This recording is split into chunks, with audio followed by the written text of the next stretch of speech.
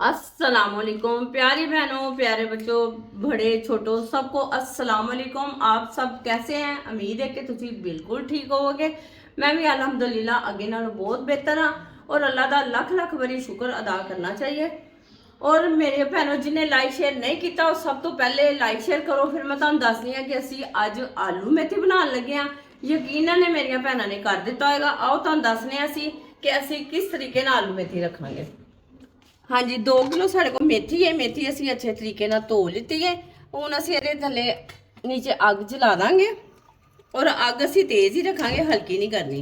अच्छा, लाइट चली गई सी तो मैं घ्यो पाता। मैं क्या चलो ऊंजी पका लिया। तकरीबन 1 पा घ्यो असी ये पाया। ठीक है, प्याज असी 1 वड्डे वाला कट लिया। मोटा ही कट लो, बरीक ना कटो तो कोई मसला नहीं है। ठीक है, बिस्मिल्लाहिर्रहमानिर्रहीम। मेरे प्यारो बहनों गौर ना वेखना ਇਹਨੂੰ किस तरह बनाना है और मेथी के फायदे किन्ने ने ਇਹ ਤੁਸੀਂ समझ ही नहीं सकते। हर चीज़ खाण नाल ही नहीं मकसद है, सानू पता होना चाहिए कि साढ़े बच्चों से कितनी फायदेमंद है। अगर जिन्होंने बच्चों की नज़र कमज़ोर है उन्होंने से सब्ज़ सब्जियां बहुत बेहतरीन चीज़ ने पेट वास्ते भी। नमक 1 वड्डा चम्मच, हल्दी का छोटा चम्मच, दादर मिर्चों का छोटा चम्मच, सुक्का धनिया 1 चम्मच असी ये अंदर पा देंगे। घ्यो भी पा दिता, असी प्याज भी पा दी, ये लसन नहीं पावेगा। बिस्मिल्लाहिर्रहमानिर्रहीम।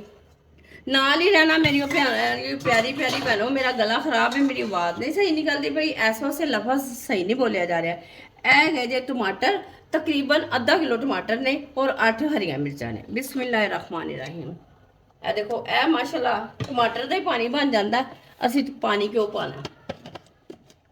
अच्छा, मिर्चा ने साढ़े को असी हरिया मिर्चा भी पाइया ने तो 2 चम्मच असी ए पा देंगे। ठीक हो गया, 2 चम्मच पा देते। हूँ देखो साढ़े को आलू ने, आलू भी असी 2 किलो छीले ने।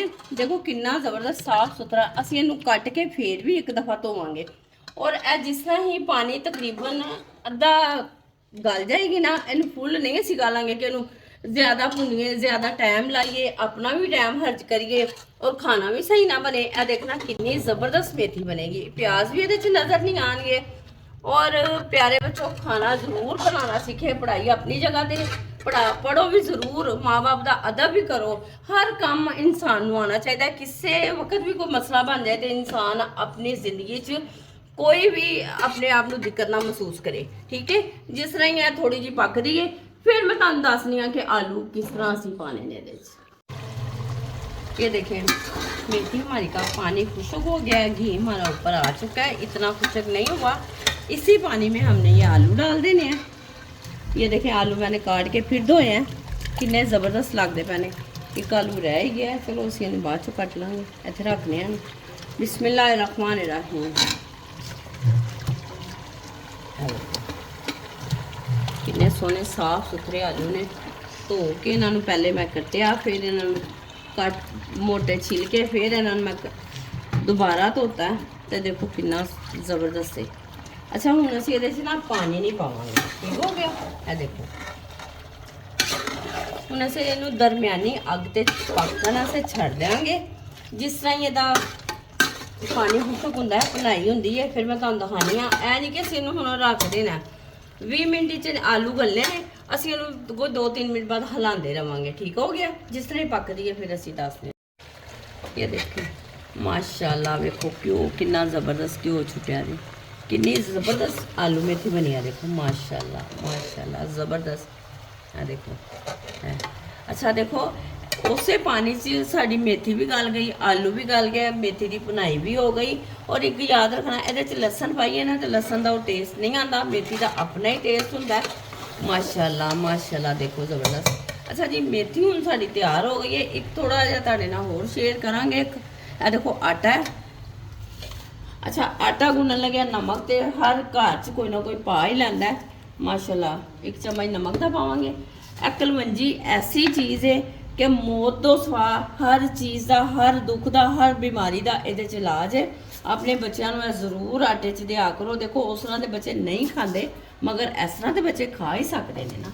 ठीक है, हूँ जिस तरह यह मेथी तैयार हो गई है मैं तुहानू प्लेट च पा के दिखानी हाँ। ठीक हो गया। ए देखो भैनों कितनी ज़बरदस्त मेथी बनी है, साढ़े बच्चे खाएंगे। अगर सुबह पराठियां च पाइए। अच्छा एक और गल है, पराठियां जो पाना है ना, असी ये अदरक ते हरियां मिर्चां थोड़ियां जिहियां कुट लैनियां तो फिर तो तुसीं पराठा बाजारी की पराठा इन्ना ज़बरदस्त पराठा बनता है। ਔਰ ਮੇਰੀਆਂ ਜਿਨ੍ਹਾਂ ਭੈਣਾਂ ਨੂੰ ਪਤਾ ਹੈ ਕਿ ਕਿੰਨੀ ਮਿਹਨਤ ਨਾਲ ਬਣਦੀ ਹੈ, ਉਹ ਲਾਈਕ ਸ਼ੇਅਰ ਨਾ ਭੁੱਲਣ, ਕਮੈਂਟ ਨਾ ਭੁੱਲਣ। ਮੇਰੀਆਂ ਭੈਣਾਂ ਜਲਦੀ ਜਲਦੀ ਕਰੋ ਕਿ ਅਸੀਂ ਵੀ ਅੱਗੇ ਗਰੋਥ ਕਰ ਸਕੀਏ।